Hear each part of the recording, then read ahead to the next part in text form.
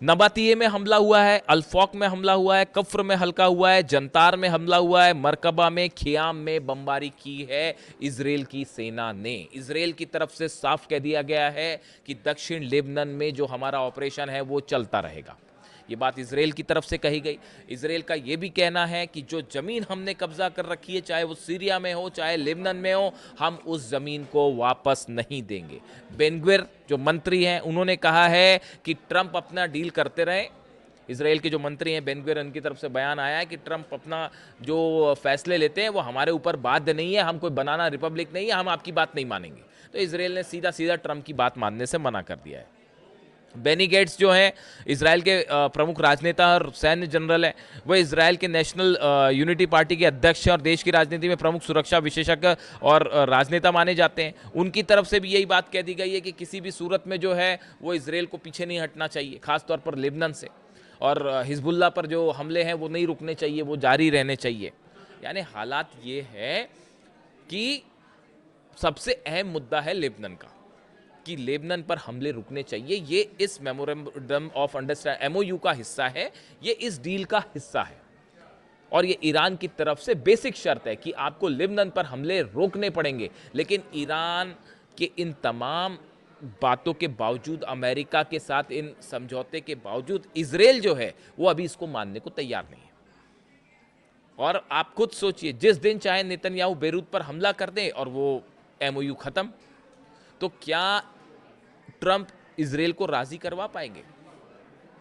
अभी तो हालात ऐसे नहीं दिख रहे। जो तेवर नेतन्याहू के हैं वो फिलहाल ऐसे नहीं दिख रहे। खबरें तो यहाँ भी है कि ग्लाइफोसे केमिकल जो है उसका भी इस्तेमाल किया है। एक केमिकल है जिसका इस्तेमाल इजराइल की सेना लेबनान में कर रही है, दक्षिणी लेबनान में किया गया है, जिससे पूरे की पूरी ज़मीन जो है वो बंजर हो जाती है, वहाँ फसल नहीं उग पाती।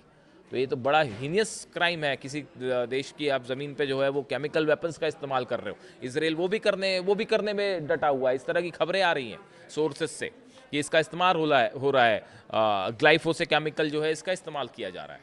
यानी आप देखिए हालात ये हैं कि अच्छा, इसके अलावा एक बात और है, एक बात अहम बात ये भी है कि क्या अमेरिका वाकई किसी तरह का समझौता चाहता है? देखिए बड़ी सारी चीज़ें हैं। एक तो चुनाव आ रहे हैं, डोनाल्ड ट्रंप का मकसद ये है किसी तरह चुनाव के दौरान ये जो अंतर्राष्ट्रीय तेल की कीमतें हैं ये कम हो जाएं, जो आर्थिक समस्याएं हैं ये दूर हो जाएं। इन्हीं के चलते अचानक आपने देखा होगा कि 5 से 6 शर्तें जो मुख्य रूप से सामने आई थी पहले, उसमें एक आ गया कि साहब अमेरिका ने ये सब मान लिया है, ट्रंप सब झुक गए, सब मान लिया ट्रंप ने।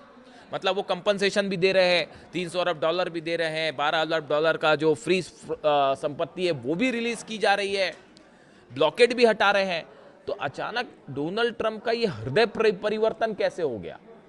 क्या ये सिर्फ इसलिए है कि अभी चुनाव पहले निकल जाए, और बड़ी साधारण सी बात है कि न्यूक्लियर मुद्दे पर जो है आगे चल के फिर हमला कर दिया जाए, यानी चुनाव मिड टर्म पोल्स भी जीत लिए जाएं और उसके बाद फिर हमला करके जो है वो शुरू कर दिया जाए मामला? क्या इस तरह का कोई प्लान है? बात नंबर 1। बात नंबर 2, इजराइल क्या इसका हिस्सा होगा? कतई नहीं होगा।